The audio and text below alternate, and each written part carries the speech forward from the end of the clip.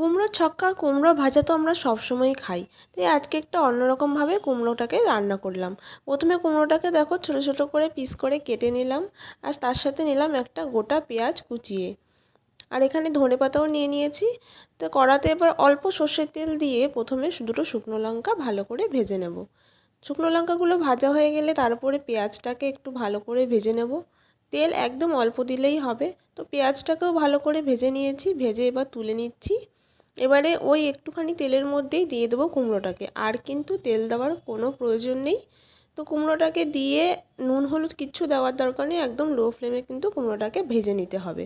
আর এদিকে দেখো আমি শুকনো লঙ্কাটাকে ভালো করে এখানে মেখে নিচ্ছি, একটু নুন দিয়েছিলাম পরিমাণ মতন, আর এখানে ধনেপাতাগুলো কুচিয়ে নিয়েছি।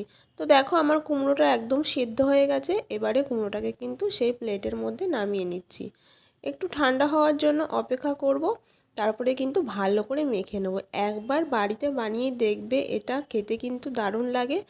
কুমড়ো ভাজার থেকেও কিন্তু এটা খেতে একদম অসাধারণ লাগে। গরম গরম ভাত দিয়ে কিন্তু এক থালা ভাত উঠে যাবে একদম।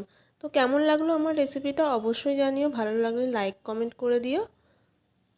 দেখো দেখতে লোভনীয় লাগছে না? খেতেও কিন্তু দারুণ হয়েছিল। তো দেখা হচ্ছে পরের ভিডিওতে, ততক্ষণের জন্য টাটা।